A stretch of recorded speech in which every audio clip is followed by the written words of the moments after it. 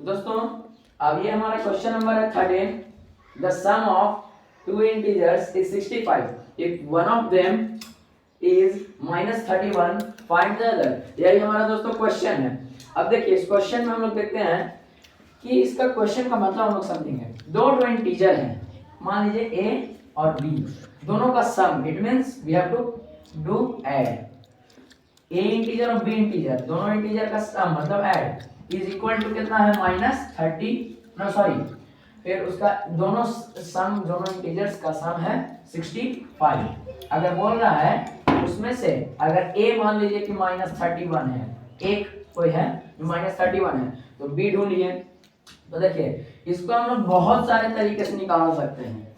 चाहे हम 65 में से -31 को सब्ट्रैक्ट कर दें, या फिर हम लोग x मान के और उसको बना लें। फिर देखिए तो x मान के बना लेते हैं, इट इज वेरी सिंपल। लिख देंगे लेट द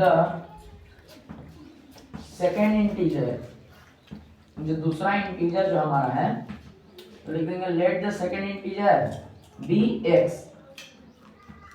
सेकेंड इंटीजर को क्या मान लिए x। फिर देखिए x मान लिए। अब देखिए सम ऑफ टू इंटीजर्स बोल रहा है इज 65 और पहला है x, और नहीं सॉरी, पहला इंटीजर -31 मान लेते हैं, -31। पहले यहाँ पे क्या लिखेंगे according to question a dash q, -31 plus x, क्योंकि दोनों का सम बोल रहा है, हम इसको दूसरा इंटीजर को क्या x माने हैं, तो -31 पहला इंटीजर हो गया और दूसरा इंटीजर x हो गया, plus x is equals to 65। फिर देखिए अब x को हम इसी जगह पे छोड़ देंगे और x को इसी जगह पे छोड़ेंगे। अब ये जो -31 है इसका साइन है -31 का, तो उधर जाके हो जाएगा प्लस में, कितना तो आपको पता ही होगा। x इज इक्वल्स टू यहाँ पे है 65 और -31, इसको कर देंगे प्लस 31, यहाँ पे आ गया।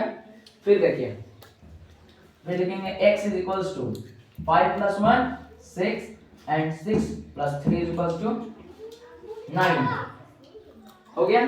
तो पता चला कि जो हमारा x हम किसको माने थे, सेकंड इंटीजर को, तो सेकंड इंटीजर x था, x इज इक्वल्स टू 96। तो इससे पता चल गया कि जो हमारा दूसरा इंटीजर जो था वो 96 था।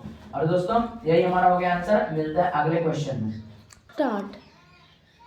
हेलो दोस्तों, अब ये है the difference of an integer a, difference of an integer a and -6 is 4, find the value of a।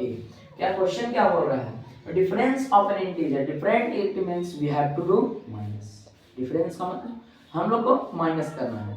बोल रहा है कि कोई इंटीजर है जिसका नाम है a, ठीक है, और दूसरा है -6, तो इन दोनों का जो डिफरेंस है, मतलब माइनस डिफरेंस है, वो है 4 इज 4। तो ये हमारा इक्वेशन, हमको a का वैल्यू निकालना है। आइए इसको हम लोग सॉल्व कर लेते हैं। देखिए तो यहाँ पे क्या लिखेंगे कि लेट यहाँ पे हम रखने का जरूरी नहीं है, क्योंकि a तो हमको बता दिया। तो क्या लिखेंगे according to question, direct according to question, if an integer a and -6 difference, -6 और a का जो डिफरेंस है वो है 4, तो बताओ कि a का वैल्यू क्या है। तो माइनस और माइनस हो जाएगा प्लस, तो यहाँ पे लिखेंगे a और minus minus plus 6 is equal to 4 हो गया। फिर देखिए अब ये a + 6 इज इक्वल टू 4।